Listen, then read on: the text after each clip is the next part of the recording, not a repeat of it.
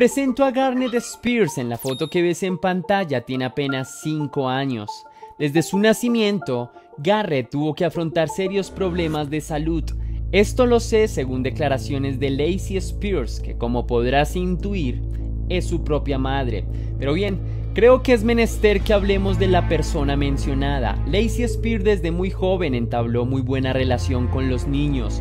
No tardó mucho tiempo en que ella deseara ser madre. Una de sus amigas, Jessica Kyle, en una entrevista reveló un dato muy curioso sobre Lacey. Ella tenía una muñeca de plástico a quien bautizó como su hija y solía llevarla a todas partes. La mujer llevó su relación con la muñeca demasiado lejos, hasta el punto de comprarle ropa y bañarla con regularidad. Su interés hacia los niños se forjó desde su trabajo como niñera a tiempo parcial, pero justo después de terminar la escuela, la mujer decidió conseguir un segundo empleo en una guardería para cuidar niños. Es en este punto que Lacey pasaba las 24 horas del día rodeada de bebés. Sin embargo, Lacey Spears solía ser una mentirosa de tiempo completo.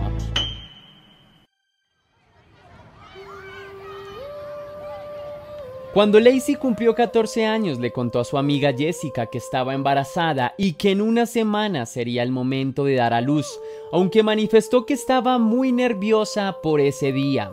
Su amiga le preguntó en qué clínica realizaría el parto, a lo que ella respondió con el nombre de una clínica que Jessica desconocía. Sin embargo, días después, Jessica le comentó esta historia a otra de sus amigas que distinguía a Lacey.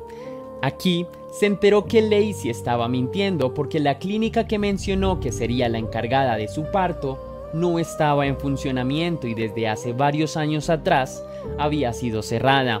Justo en ese momento, Lacey decidió cambiar la versión de lo que dijo. En esta nueva ocasión aseguró que iría a Florida para realizar su terminación allí. Sin dar más detalles, después de eso, desapareció de la vida de Jessica.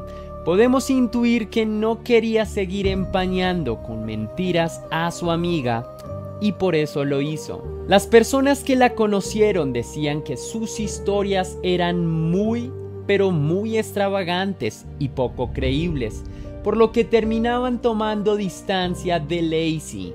Ella, sin importarle, siguió actuando como siempre. Poco después, decidió postear fotos en sus redes sociales sobre los niños que cuidaba, pero aquí de nuevo mintió. Según Lacey, los niños que aparecían en las fotos eran hijos suyos, hasta que los padres de los pequeños se dieron cuenta y los quitaron de su cuidado.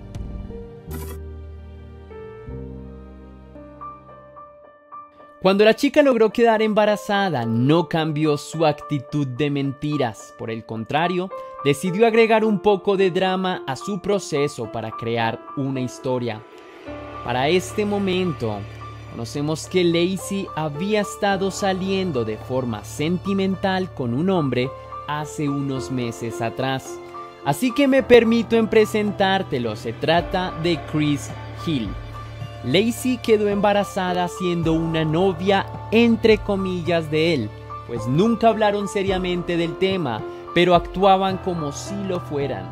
Así que el embarazo impulsó a la pareja a conversar sobre la posibilidad de un matrimonio.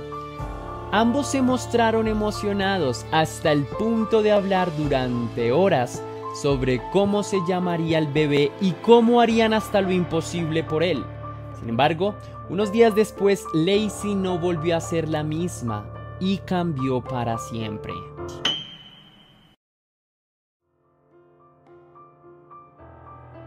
Lacey reveló una verdad impactante para este punto de la historia, luego de que asegurara que Chris no era el padre de su bebé, y el único detalle que dio sobre el verdadero padre fue un nombre que ni siquiera completó, por lo que dijo se trataba de un hombre llamado Blake.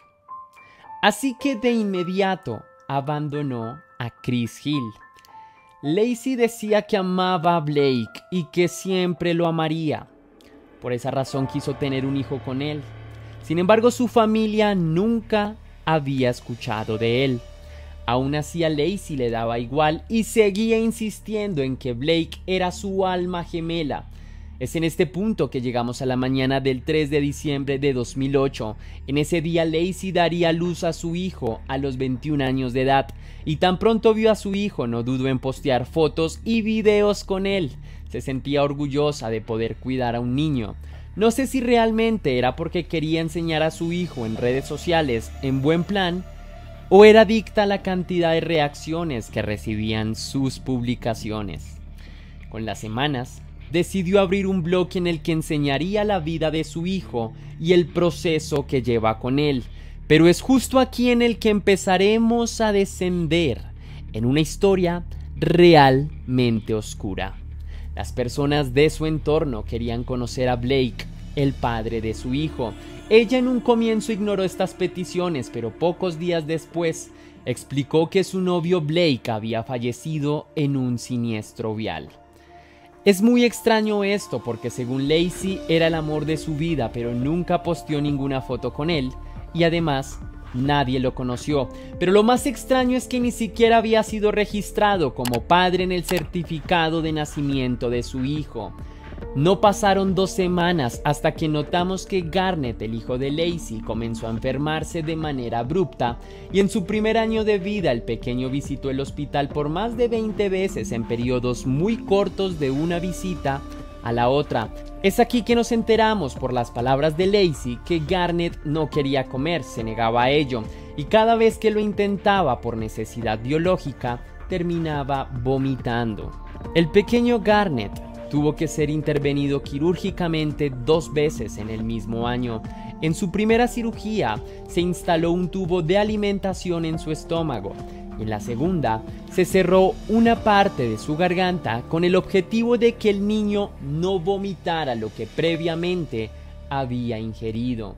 Con los días Garnett mostró una mejoría significativa, por lo que se esperaba que progresivamente se pudiera retirar el tubo de alimentación para seguir una dieta saludable. Llegó el día en que los doctores hablaron con Lacey para retirar su intubación, algo que era una buena noticia para el bebé, pero para la madre no lo era. Ella se mostró negativa ante esa posibilidad, argumentando que si lo hacían, él rechazaría la comida. Finalmente lo hicieron. Unas semanas después, familiares y amigos de Lacey notaron algo muy extraño, pues Garnett comía con normalidad, pero siempre que lo veían comer, lo hacía con mucho apetito, por lo que parecía que no hubiese sido alimentado de forma completa durante el día. Lacey comenzó a discutir con los doctores que le sugerían dietas a su bebé.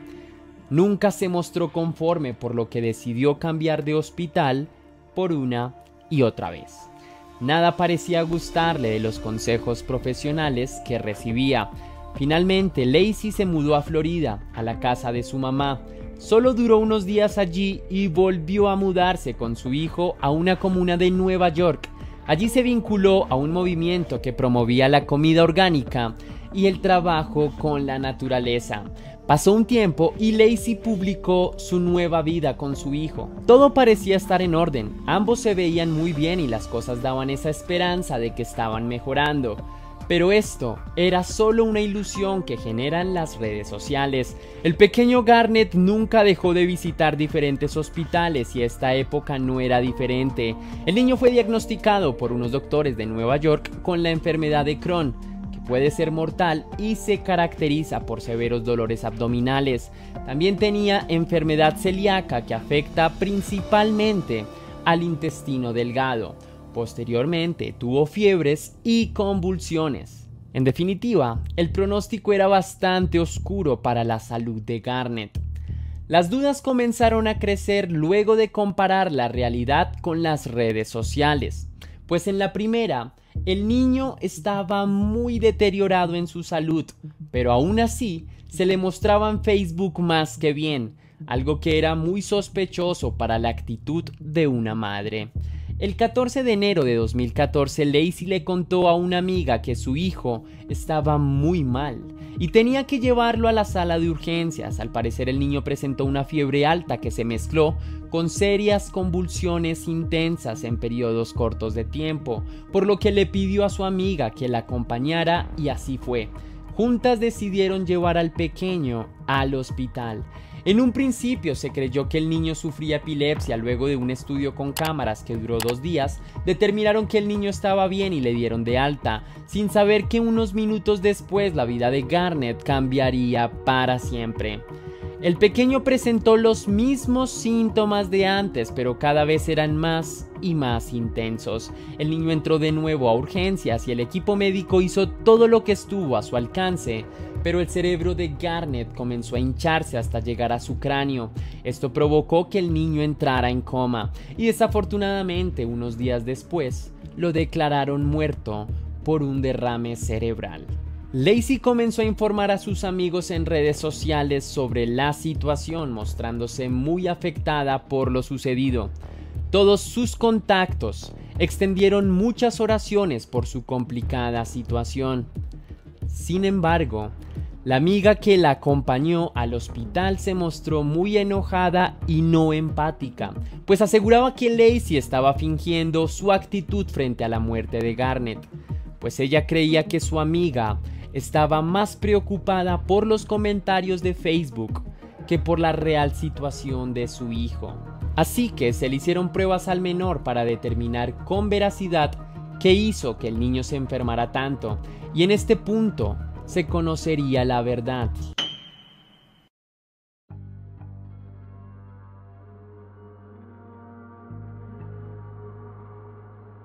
Garnett murió de hipernatremia, por lo que se descubrió que en realidad el pequeño niño fue envenenado con altas cantidades de sal. Los médicos explicaron que nunca antes habían visto unos niveles de sal tan altos. De inmediato, el hospital contactó a la policía y a los servicios de protección infantil para informarles lo sucedido. Y sí, como ya estarás intuyendo, querida leyenda, Lacey estaría detrás de todo esto. Luego de una investigación cooperada con las autoridades, se demostró que ella envenenó a su propio hijo. Cuando inspeccionaron el apartamento de Lacey, encontraron 2 frascos de sal sin tapa.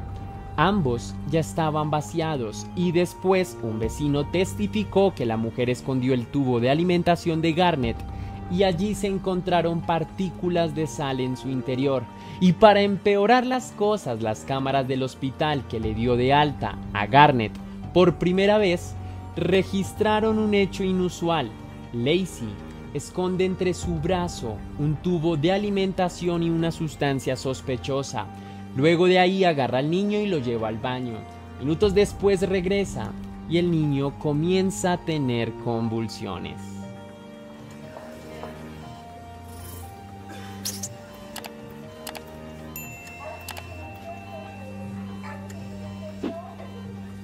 Finalmente, se declaró el hecho como homicidio y Lacey fue arrestada. En su juicio, se determinó que sufría del síndrome de Munchausen, cuya definición la puedes leer en pantalla. El jurado la culpó de asesinato en 2º grado y le imputó una condena de 20 años.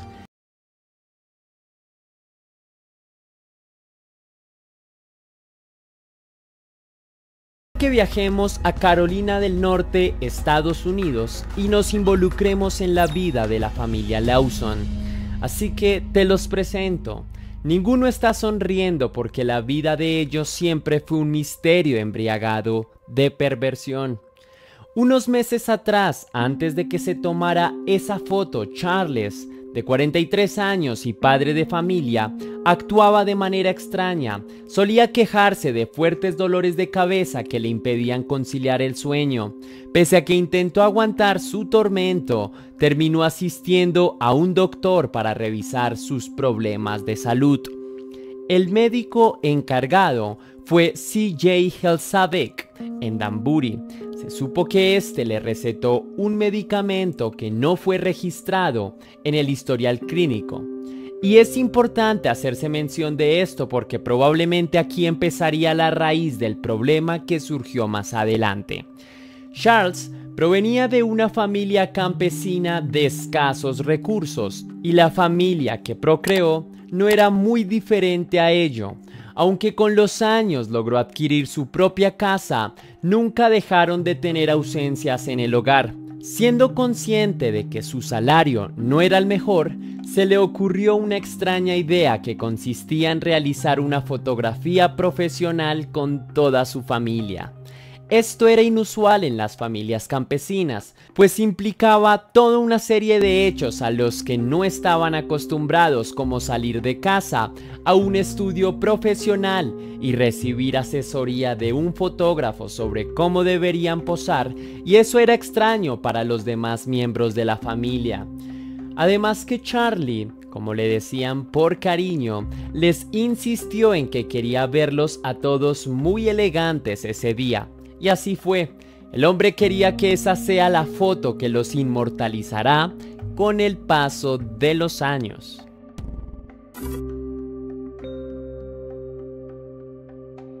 Charlie Lawson se casó con Fanny Manring en el año 1991. Juntos decidieron procrear una extensa familia que se conformó con 8 hijos y ellos 2. Unos años después, la familia decidió mudarse a Hermaton. En esa zona, todos empezaron a cultivar la tierra como forma de sustento. En 1920, uno de los hijos de la pareja, de nombre William, falleció con apenas 6 años de edad. Sin embargo, su deceso, de manera curiosa, fue superado con relativa facilidad con el paso del tiempo. La familia trabajó duro para ahorrar dinero. Tenían el sueño de comprar un terreno hasta que lo consiguieron. En 1927 compraron su propia granja en Brook Cove Road. Eso significó el primer gran avance para toda la familia, los 2 padres y sus 6 hijos. Solo 2 años después de esa compra nació otra hija bautizada como Mary Lou. Ahora con ella eran 7 hijos. Así que en este punto llegamos al comienzo de este video. Faltaban unos pocos días para las celebraciones navideñas cuando Charlie alistó a toda su familia para tomarse una foto. Ahora sí, déjame presentarte uno a uno. Ellos eran Fanny, la madre de 37 años, y sus hijos Mary de 17, Arthur de 16, Carrie de 12, Mabel de 7, James de 4, Raymond de 2 y la pequeña Mary Lou de solo 4 meses.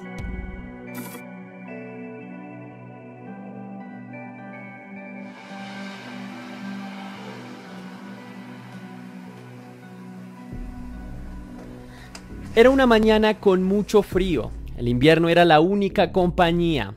La primera en levantarse fue Mary. Era quien solía sorprender a la familia con un delicioso pastel de uvas pasas, así que no tardó en que la casa se inundara de un exquisito olor a pastel recién hecho. Sin embargo, Charlie era el único que no estaba en casa. Él se encontraba escondido dentro del granero. Estaba tranquilo, esperando la hora de su oscura intención. Sabía que 2 de sus hijas tenían que visitar a sus tíos y en ese trayecto pasarían justo al frente de él. Esperó 1 hora hasta que vio a las niñas. Con precisión apuntó su escopeta hacia ambas y sin pensarlo 2 veces, disparó. Primero cayó una, su hermanita intentó socorrerla, pero antes que llegara al suelo, ella también recibió un impacto de bala. Ambas murieron en manos de su padre, sin saberlo.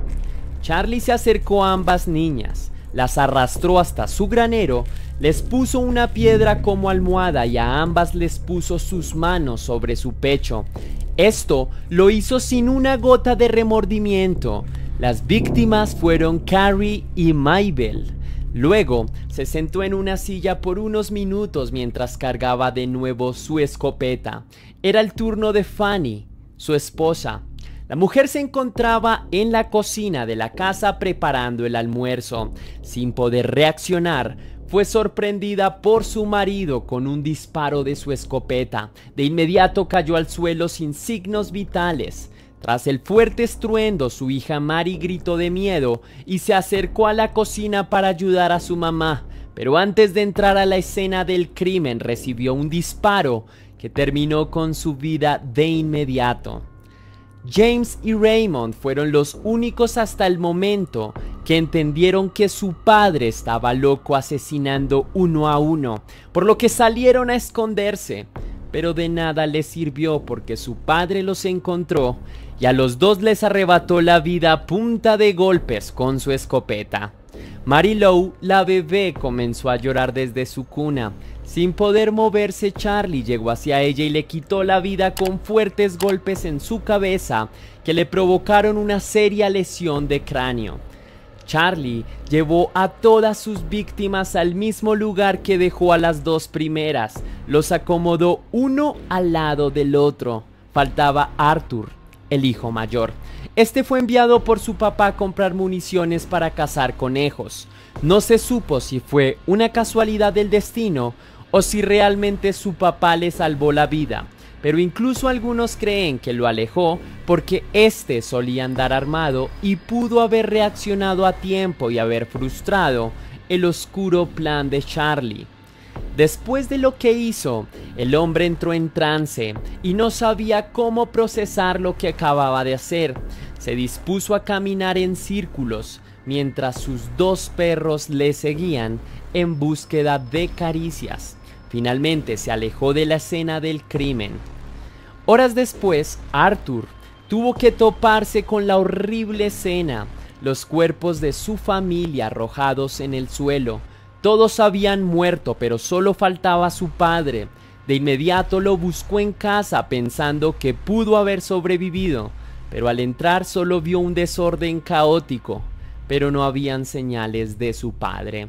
De inmediato el joven llamó a la policía para comentarles sobre lo que había sucedido. La zona fue acordonada por los agentes, pero poco después encontraron a Charlie. El hombre decidió acabar con su vida con un tiro en su mandíbula. En su bolsillo se encontraron dos notas sin terminar. En la primera decía: "Los problemas pueden traer", y en la segunda: "Nadie a quien culpar". Ninguna idea fue terminada. Al parecer Charlie, en sus últimos segundos de vida, no pudo esclarecer los pensamientos de su cabeza, por lo que decidió poner un punto final.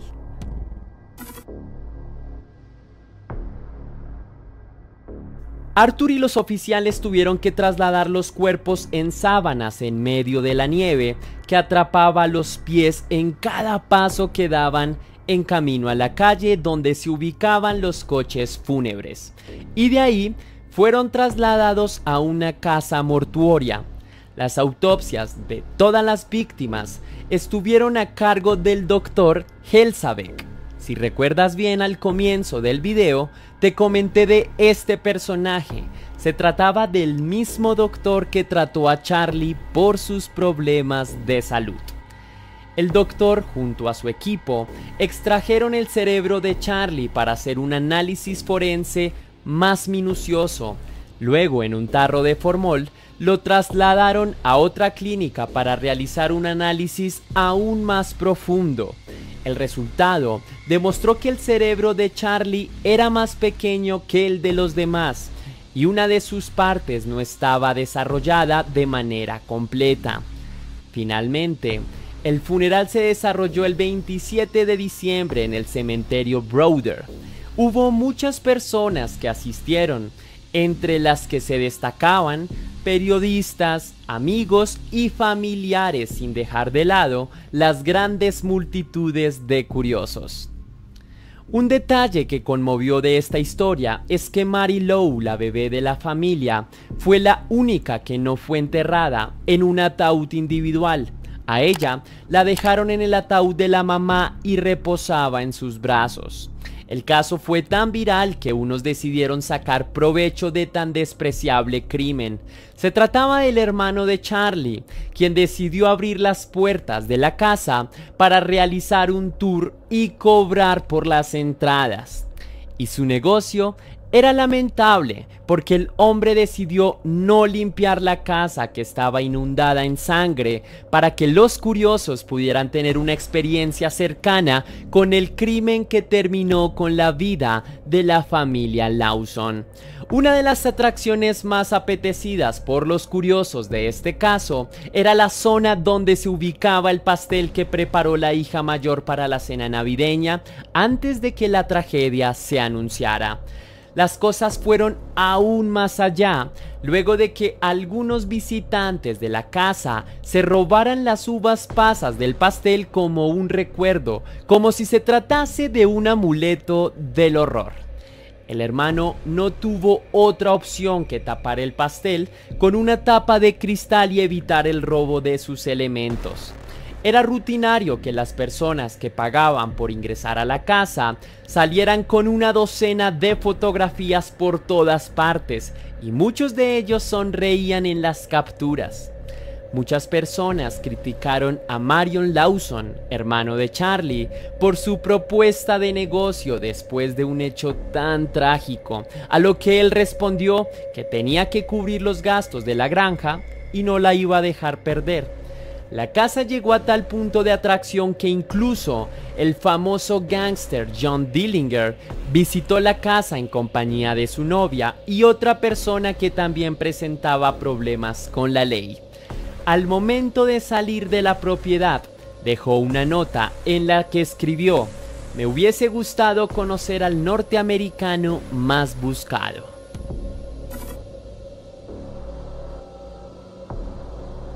Algunas personas creen que Charlie actuó de esa manera frente a su familia porque semanas antes a Navidad el hombre sufrió un golpe en su cabeza que le condujo a una lesión. Sin embargo, poco después nació una nueva teoría sobre un motivo un poco más perturbador que el anterior. Se cree que Charlie abusó íntimamente a su hija Mary y la habría dejado embarazada. De hecho, esta teoría tuvo más respaldo que la primera, luego de que amigos de la familia confesaran que Charlie les contó la verdad sobre su relación con su hija. Años después, se escribió un libro sobre esta teoría titulado Navidad Blanca, Navidad Sangrienta, por los escritores Bruce Jones y Trudy Smith. Años después, se publicó un segundo libro sobre el crimen titulado El significado de nuestras lágrimas.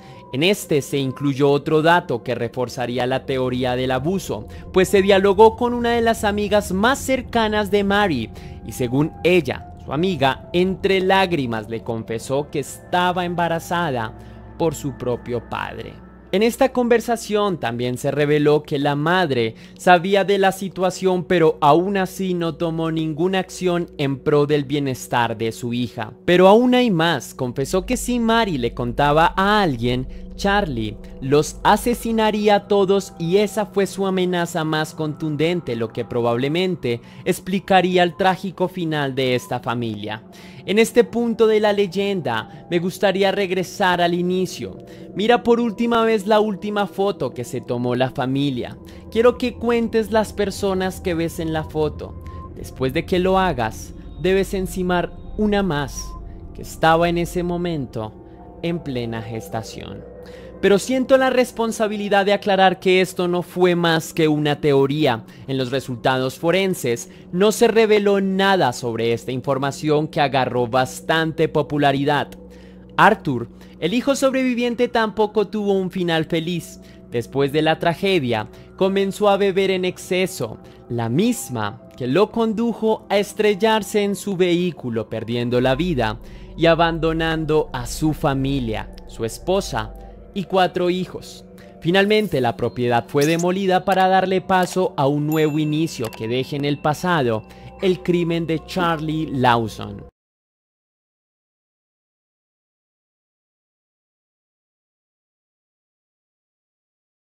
Aunque podría pensarse que una de las principales responsables en la manera de actuar de su hijo y en toda la violencia que éste reprodujo sería su madre, la cadena tiene una continuidad mucho más larga. Vianela Susana era tan solo una niña. Se distraía en sus ratos libres jugando como cualquier otro niño en el parque. Desafortunadamente para ella, su madre era adicta a las sustancias y al alcohol, razón por la cual la niña nunca tuvo la atención necesaria y mucho menos los cuidados que una pequeña necesitaba. Su madre nunca se preocupó por la seguridad y la salud de su hija. En cierto sentido, la niña iba creciendo un poco como las calles la educaban. Su vida hubiese podido ser incluso un poco más tranquila y organizada si un acontecimiento horrible no hubiese sucedido. Para ese momento, Vianela tenía solo 11 años. A su madre no le importaba si salía o estaba en casa. Usualmente ni siquiera se daba cuenta. El descuido era notorio y lastimosamente, en este mundo siempre hay depravados acechando a seres vulnerables. Uno de los vecinos del edificio ya había notado la desprotección y la falta de cuidado de esta niña. Probablemente la venía siguiendo con cuidado desde hacía un tiempo, identificando con cuidado cuál era el momento más vulnerable y preciso para lograr su cometido. Así, un día como cualquier otro y sin esperarlo, José Antonio Fernández destruyó su infancia cuando decidió abusarla íntimamente. Lo más traumático del caso es que no solo quedó la huella del trauma y del abuso, la pequeña Vianela quedó embarazada producto de ello, y debido a las medidas restrictivas del estado de Pensilvania para interrumpir embarazos, la niña se convirtió en madre apenas a los 12 años de edad, cuando aún no sabía cómo funcionaba el mundo. El primer rasgo de violencia en la vida de Christian es que había venido al mundo producto de un abuso. Como su pequeña y aún inocente madre no tenía las capacidades para cuidarlo, su abuela tuvo que hacerse cargo de los dos. Sonia Valdés, madre de Vianela, nunca fue una buena madre a pesar del nacimiento de su nieto y de los cuidados que éste necesitaba. Continuó con el consumo activo de sustancias y alcohol, y poco a poco la infancia de Vianela pasó a ser un reflejo de la de Christian. Nadie se hizo cargo de su cuidado, la atención y el cariño que este pequeño muchacho necesitaba fueron ignorados. En cambio, fueron cambiados por una especie de orfandad emocional. Nunca tuvo cariño. Cuando el pequeño Christian solo tenía 3 años de edad, fue expulsado del jardín infantil debido a que le había bajado los pantalones a un compañero y había simulado un acto sexual con él. El Departamento de Protección Infantil estudió con detenimiento el caso e intuyeron que tal vez el niño había podido ser víctima de agresión sexual, pero no pudieron comprobarlo. Lo único que se sabía con certeza es que el niño no recibía los cuidados necesarios. Años más tarde se corroboró que Christian, antes de los 3 años de edad, ya había sido víctima de agresión sexual. El responsable había sido un primo suyo.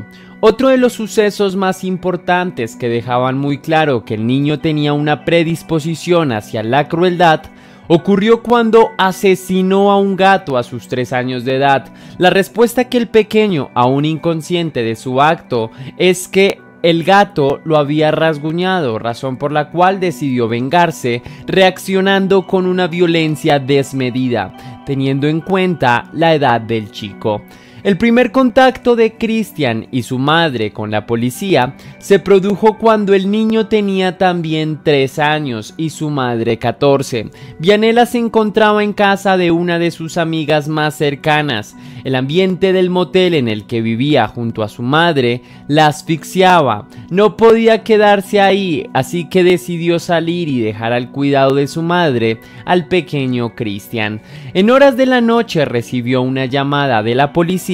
Al parecer habían encontrado a su hijo caminando desnudo y sucio por las calles. La policía investigó de cerca el caso y cuando llegaron al hogar de Christian, su abuela Sonia Valdés se encontraba totalmente ebria y además había consumido durante un largo periodo de tiempo, razón por la cual estaba cerca de la inconsciencia.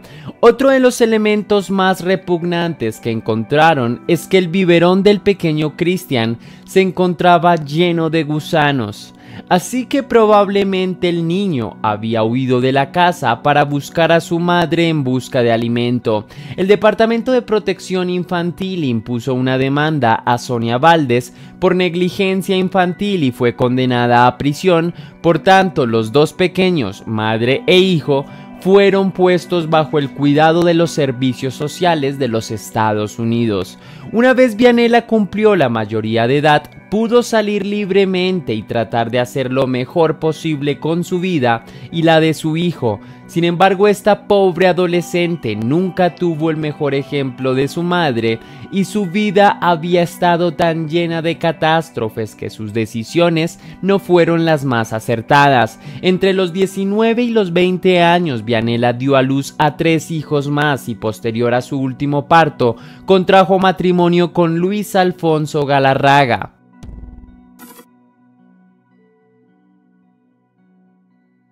Después de toda la crueldad que tanto madre como hijo habían sufrido, Cristian solo esperaba un poco de calma en su vida, tratar de reforzar sus vínculos, empezar a sentir emociones tan básicas como el afecto, el amor, una caricia.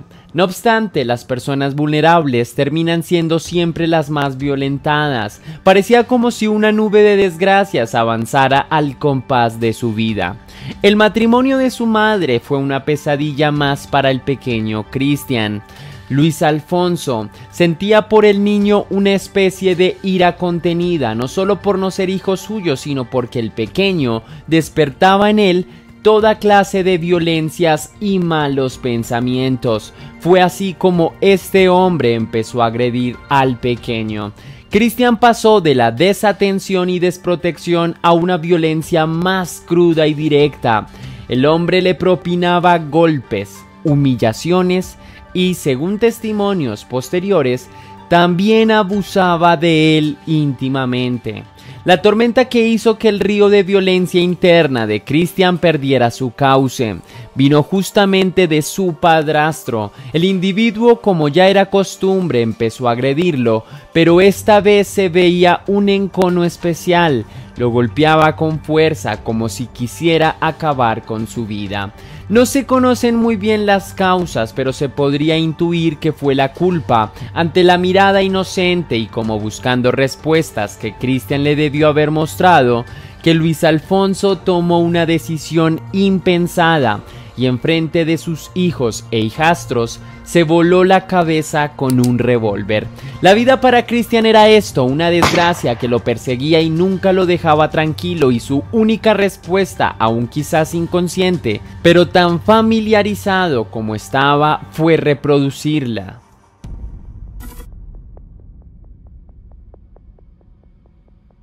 Después de la tragedia que significó la muerte de su esposo, Vianela se volvió una mujer mucho más descuidada de lo que ya de por sí era. Empezó a dejar a sus hijos al cuidado de Cristian, que era el mayor. No obstante, nunca se dio cuenta de las señales de alarma que se fueron presentando respecto a su hijo mayor. Un día encontró que uno de sus hijos se había fracturado una pierna. Cristian le mencionó que fue mientras jugaban en la casa. Asustado porque pudieran quitarle a los niños, le dijo a Cristian que frente a protección de menores tenían que decir que el niño se había caído jugando en el parque. Vianela nunca lo supo, sino hasta después del juicio que vendría. El responsable de la fractura de la pierna había sido Cristian. Si tal vez hubiese estado más pendiente de cómo toda la vida había afectado a su hijo, tal vez habría logrado detener el espantoso suceso que estaba por suceder. El 14 de marzo de 2011, Vianela había salido como de costumbre y había dejado a sus otros hijos al cuidado de Cristian. Apenas unas horas después de haber salido, recibió una llamada de Cristian diciéndole que su hermano David Galarraga había sufrido un accidente y que se había caído de la cama. Vianela volvió hasta la casa y cuando llegó vio al pobre niño que sangraba por nariz y oídos, y pese a ello lo que hizo fue quitarle la sangre y darle pastillas. Se sentó en el computador y continuó con su vida como si no sucediera nada. Después de constatar de que el niño continuaba inconsciente y no mostraba señales de mejoría, se preocupó y trató de buscar en internet cómo podía tratar un golpe en la cabeza o hacer que alguien recuperara la conciencia, pero todos sus esfuerzos fueron totalmente en vanos. 8 horas después de haber encontrado a su hijo en ese estado, la madre decidió llevarlo al hospital. 2 días más tarde, el niño murió por un trauma encefálico producto de haber recibido varios golpes a la cabeza, como demostró un posterior estudio.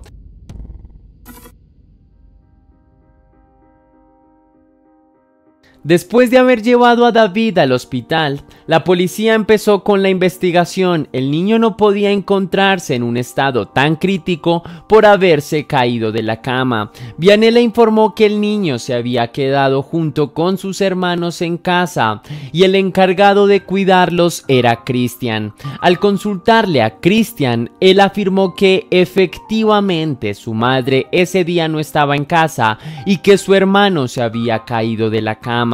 Una oficial de la policía fue la encargada de interrogar a Christian. En un principio, el pequeño sostuvo su primera versión. Sin embargo, la policía sabía que Christian estaba mintiendo ante las preguntas de la oficial.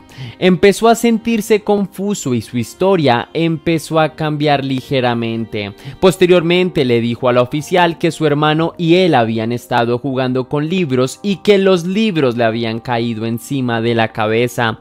Durante varios minutos Christian trató de sostener esta versión. Sin embargo, la policía le hizo saber que sabían que él estaba mintiendo. Finalmente, Christian aceptó haber empujado a su hermano de 2 años, David Galarraga, contra la biblioteca de su casa en repetidas ocasiones. El chico le mostró a la oficial mediante un muñeco cómo había realizado la operación, así que el niño aceptó haber asesinado a su hermano, y cuando la oficial le preguntó por qué había hecho algo así, él respondió entre balbuceos y una voz poco articulada que tenía rabia por lo que su padrastro le había hecho. En un principio, Christian fue condenado como un adulto a pasar su vida tras la prisión por el asesinato de su hermano. Sin embargo, después de muchos debates entre abogados y jueces, se acordó enviar a Christian a una prisión juvenil donde el objetivo era reformar al niño para que tuviera una vida tranquila y funcional como ciudadano estadounidense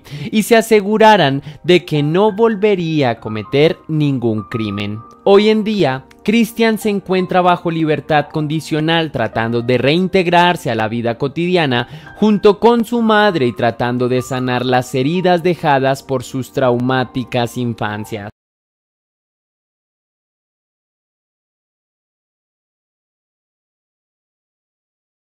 De diciembre del 2004, el Departamento de Policía de Playa del Carmen del estado de Quintana Roo recibió una inusual llamada. A pocos metros de la carretera habían visto a un hombre actuando de manera inusual y del lugar brotaba un olor repugnante.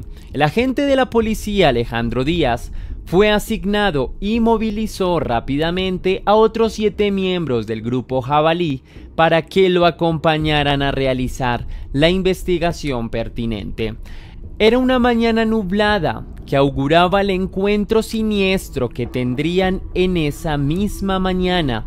El grupo de la policía se detuvo en el punto indicado, caminó un rato por un sendero cubierto de manglares y maleza que dificultaba el paso. Poco a poco empezaron a percibir un olor nauseabundo y a lo lejos divisaron una cabaña en la que se veía un hombre acostado en una hamaca. Al estar lo suficientemente cerca, el olor era casi insoportable. La escena era absolutamente siniestra y ninguno de los oficiales que allí se encontraban daban crédito a lo que estaban viendo. Por todas partes alrededor de la cabaña había extremidades y vísceras quemadas, acompañadas de elementos de comida sobre una parrilla construida rudimentariamente. Encontraron costillas y un corazón humano a medio cocinar. El oficial Alejandro Díaz se acercó al hombre acostado en la hamaca y vio que abrazaba a un cuerpo completamente desmembrado. Lo despertó con una patada. El hombre se levantó con desdén y ante la pregunta del oficial de qué había sucedido, simplemente dijo: sí, yo lo maté.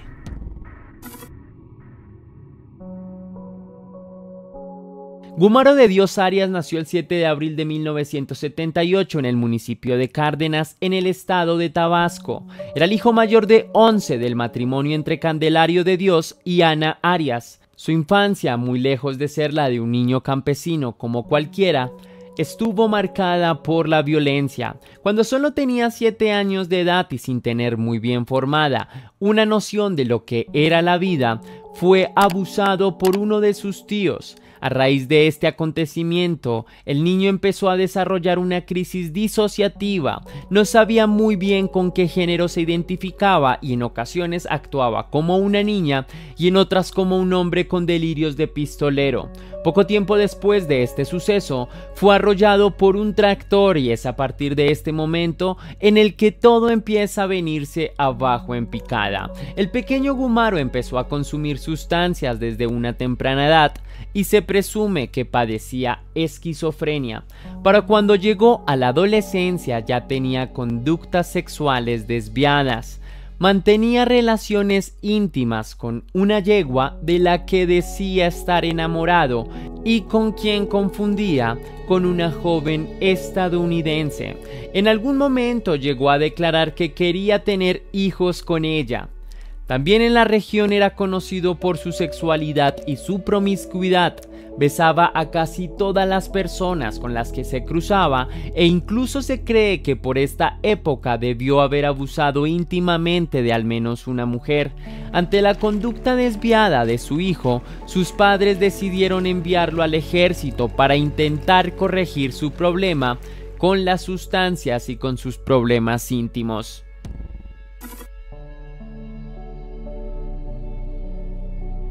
Fue en su época como soldado que su infierno interno empezó a consumirlo todo.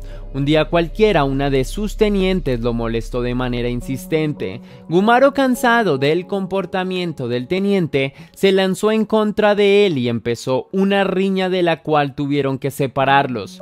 Gumaro es un hombre resentido y tenía ganas de venganza.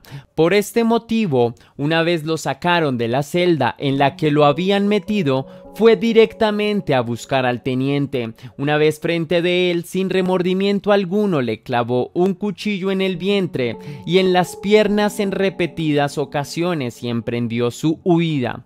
Años más tarde diría: quién sabe si se murió, yo salí huyendo de ahí. Una vez regresó a la ranchería en Azucena, en el municipio de Cárdenas, los excesos lo habían convertido en un adicto. Este hombre ya no sabía muy bien diferenciar lo real de lo imaginado, ni de los viajes producidos por las grandes cantidades que consumía. En uno de sus viajes cometió uno de los crímenes más atroces y apenas fue consciente de la magnitud de sus actos. Su niñez fue tan traumática que hizo de él un individuo sin sentimientos, incapaz de diferenciar el bien del mal. Para él, cosas tan básicas como la ética o la moral eran apenas palabras vacías que nada significaban. Gumaro abusó íntimamente de uno de sus sobrinos con poco más de 1 año de edad. La familia nunca se dio cuenta, a pesar de que después del episodio el niño enfermó de gravedad y aún así este sujeto despreciable nunca sintió remordimiento. Un tiempo después del episodio de su sobrino, Gumaro volvió a casa en un estado deplorable.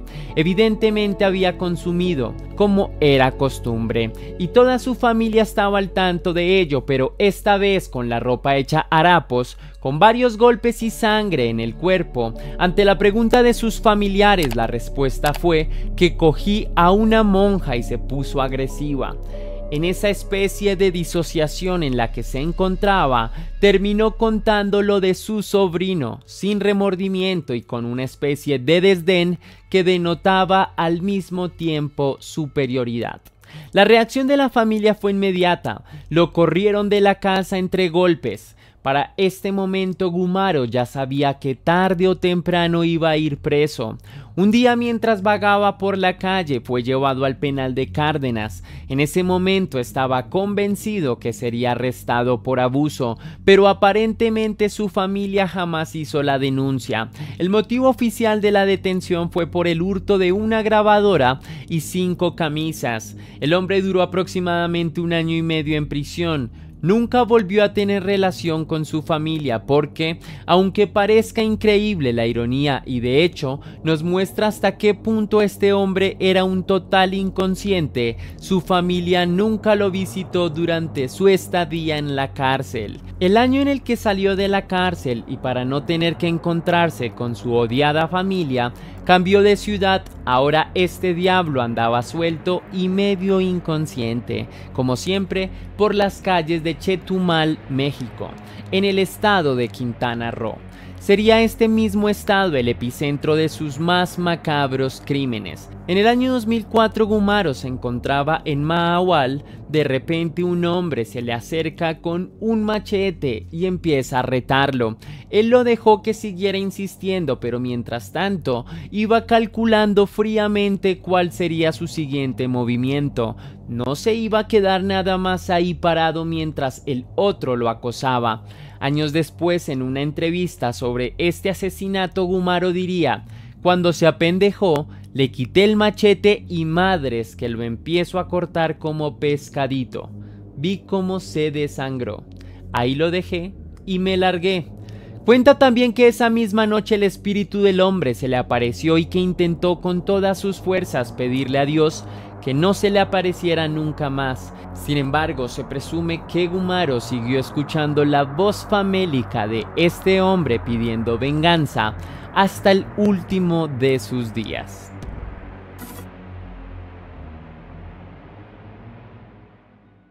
El acontecimiento del que sería testigo el oficial Alejandro Díaz se empieza realmente a fraguar después del primer asesinato de Gumaro. Después de este acontecimiento, el hombre se movilizó hacia el Petén, una región de México ubicada casi en la frontera con Belice. Ahí conoce a su futura víctima y a la vez amante Raúl González, o también conocido como el Compinche, el Pelón o el Guacho. Raúl González, como Gumaro, había desertado del ejército, en su caso por robarse un arma de dotación. Rápidamente los dos hicieron amistad. Los unían los vicios y el desenfreno. Tanta fue su cercanía que terminaron convirtiéndose en amantes y decidieron mudarse a vivir juntos en una cabaña ubicada en Chetumal, Playa del Carmen, en el estado de Quintana Roo. La edificación había sido propiedad de una empresa inmobiliaria que por problemas legales dejaron abandonada en medio de la maleza. Por lo tanto, la pareja se apoderó de ella sin mucha resistencia. Para sobrevivir iban a la ciudad costera a robar cuanto pudieran y los dos se prostituían con los turistas de la Playa del Carmen diariamente. El perverso acontecimiento sucedió un 10 de diciembre. En horas de la noche, hacia las 7 u 8 p.m., Gumaro y el Guacho disfrutaban juntos en una cabaña. Consumían todo lo que les fuera posible.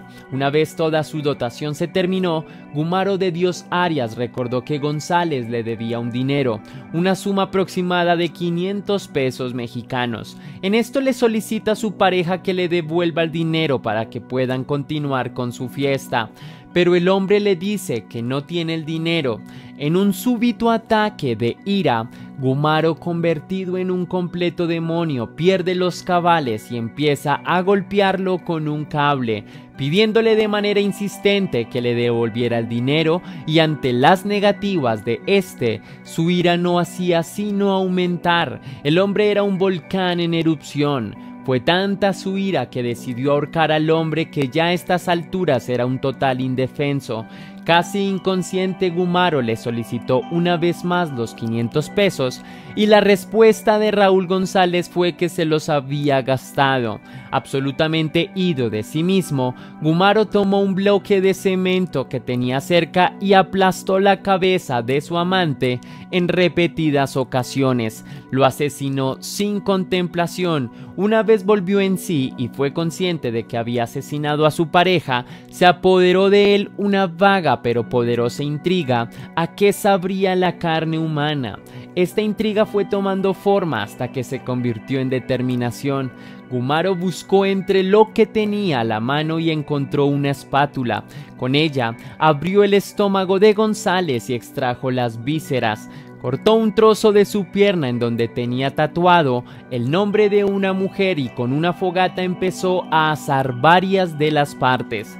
Cuenta que en un principio el sabor no le fue del todo agradable, por lo que al día siguiente fue hasta la ciudad costera a buscar elementos de cocina, un poco de condimento y sazonadores para darle mejor sabor a la carne de su amante. Así continuó varios días alimentándose de las vísceras y diferentes partes del cuerpo del difunto Raúl González. Fue para el 14 de diciembre, 4 días después del asesinato, que el oficial Alejandro Díaz encontraría a Gumaro dormido en una hamaca y abrazado al cuerpo desmembrado y en estado de descomposición del gaucho.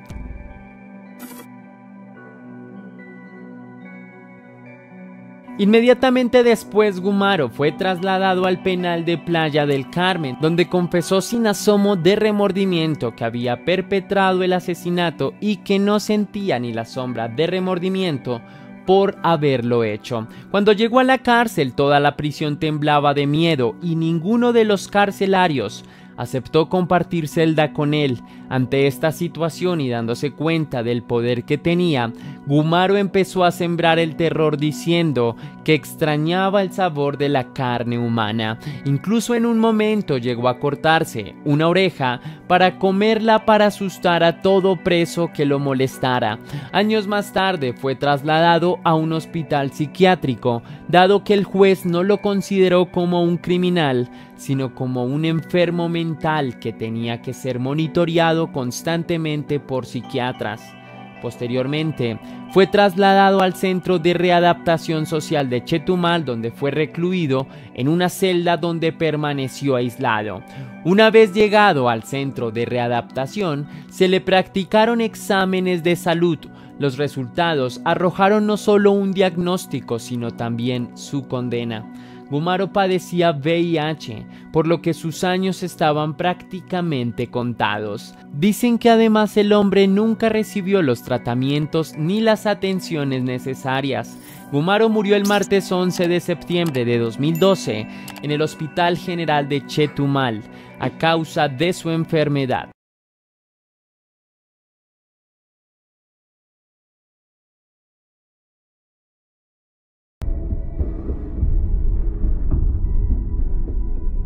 Eran las 10:30 de la mañana, cuando el departamento de bomberos de Kioto empezó a recibir reportes de un fuerte incendio que se había generado en el estudio Kyoto Animation. Según los reportes, había casi un centenar de personas atrapadas en el edificio que se consumía en llamas. La mayoría de testigos indicaron que primero se escuchó una fuerte explosión y que posteriormente empezaron a ver la humareda que se alzaba sobre los cielos. Cuando el departamento de bomberos llegó a la escena, el panorama era absolutamente desolador. La fuerza de las llamas era incontenible. El edificio de 3 pisos estaba totalmente consumido por el fuego y se escuchaban las voces de las personas que estaban dentro del edificio clamando por ayuda. Luego de varias horas de una lucha titánica contra el fuego y con la ayuda de más de 35 vehículos de bomberos, finalmente pudieron contener el incendio.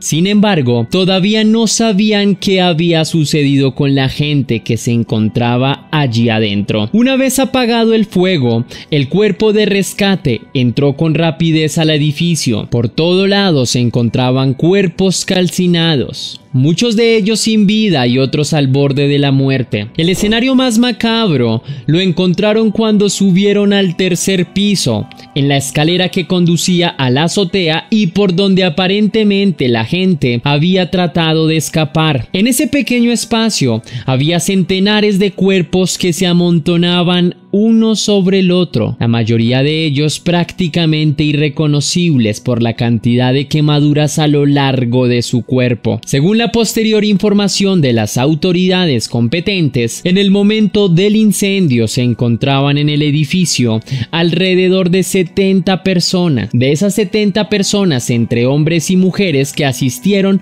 como cualquier otro día a cumplir con su jornada laboral. 36 murieron y otros 34 fueron llevados a los hospitales más cercanos. La mayoría de ellos ingresados a urgencias con problemas respiratorios y con quemaduras que les recorrían todo el cuerpo. Acerca del espantoso incidente, el primer ministro japonés expresó que era demasiado espantoso para describirlo con palabras. Pero aún había muchas preguntas en el aire. ¿Cómo había sucedido? ¿El suceso había sido premeditado? ¿Había algún responsable?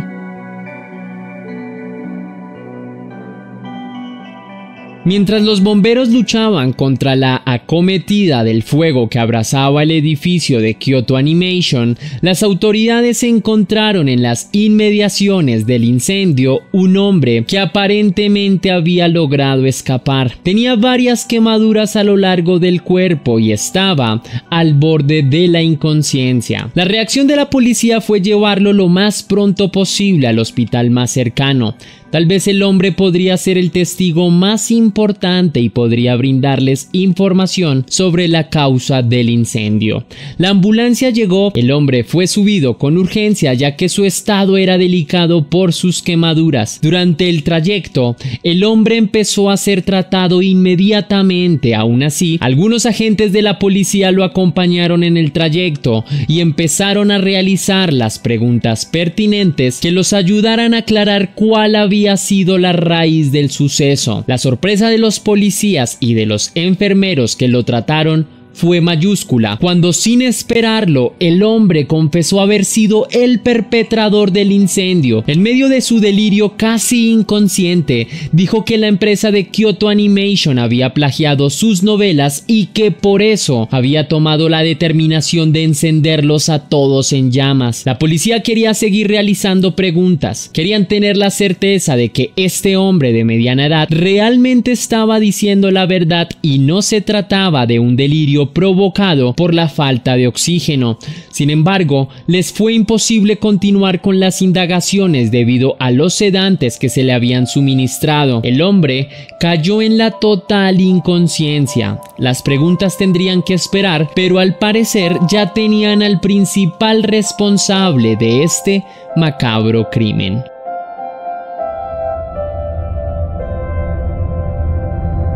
Posterior a su llegada al hospital de Kyoto, el principal sospechoso del incendio del edificio de la compañía de Kyoto Animation fue identificado como Shinjo Aoba. Al parecer, el individuo no tenía ninguna relación con la empresa, aunque se pudo verificar que, efectivamente, varias de sus novelas se encontraban en los archivos de la empresa. No obstante, hasta el momento no se ha podido confirmar que la empresa realmente haya utilizado alguna de sus producciones. Entonces, ¿quién es este hombre responsable de una de las masacres más importantes en la historia reciente de Japón? Para ese momento, Shinji Aoba tenía 41 años, nació el 16 de mayo de 1978. Su padre nació en 1933 en lo que hoy es la ciudad de Hoso y se casó con la madre de Shinji, que nació en 1950, 17 años menor que su esposo. La pareja tuvo 3 hijos, de los cuales Shinji era el mediano de ellos.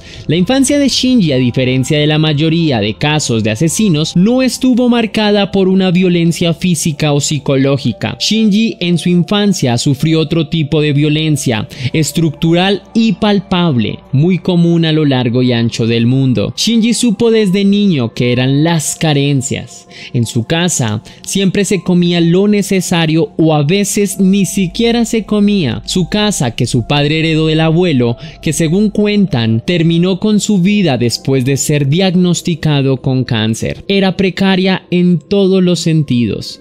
Poco más que un lote, con una construcción rudimentaria que a duras penas servía para aislarlos del frío y de la intemperie. Durante sus años de adolescencia, Shinji trató de salir adelante como pudo. Mientras iba a la escuela, trabajaba a tiempo parcial en una tienda para tratar de cubrir sus gastos y apoyar a sus padres, que nunca tenían dinero suficiente. Fue en estos momentos en los que su madre, Tokiko, lo abandonó a él y a sus dos hermanos. Según dicen, se fugó con otro hombre y nunca más volvió. Luego de graduarse del instituto, Shinji siguió trabajando en una tienda y a los 20 años se fue a vivir solo. Mientras tanto, su padre trataba de ganarse la vida como taxista, pero a lo largo de estos años fue acumulando deudas y deudas que nunca lograba poner al día. Su mundo empezó a desmoronarse cuando sufrió un accidente y fue despedido de la compañía de taxis y nunca más pudo trabajar. La decisión que tomó el padre de Shinji, Masao,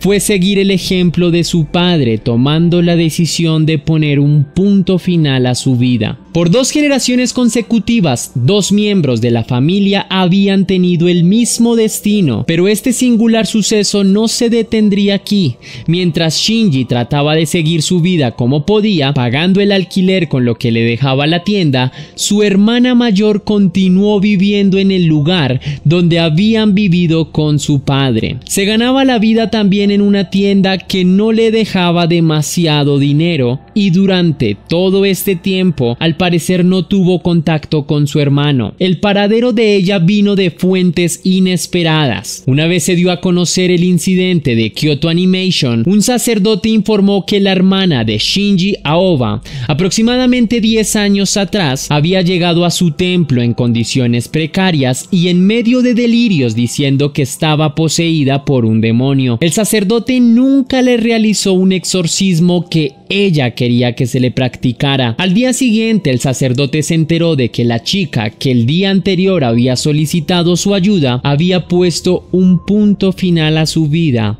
y se encontró su cuerpo en un almacén de una escuela cercana al templo. Durante 3 generaciones, la familia de Shinji había tomado la misma determinación: quitarse la vida. A simple vista puede parecer una simple casualidad o una mala pasada del azar, pero no deja de ser un elemento intrigante que a lo largo de 3 generaciones la desdicha pareciera perseguir a la vida de Shinji. Acerca de la vida del hombre que perpetró el ataque a la empresa de Kyoto Animation, no se sabe mucho más, salvo que estuvo preso algunos años por hurto, que era un hombre solitario y desdichado, marginado completamente por la sociedad y que en sus ratos libres intentaba escribir novelas que envió a la empresa que posteriormente quemaría. El 18 de julio de 2019 era un día como cualquier otro en la compañía de Kyoto Animation. Centenares de trabajadores cumplían con su deber en la empresa que se encarga de realizar producciones audiovisuales para el mundo del anime. Era todavía temprano en la mañana. Shinji Aoba caminaba nervioso por las inmediaciones de la empresa Kyoto Animation.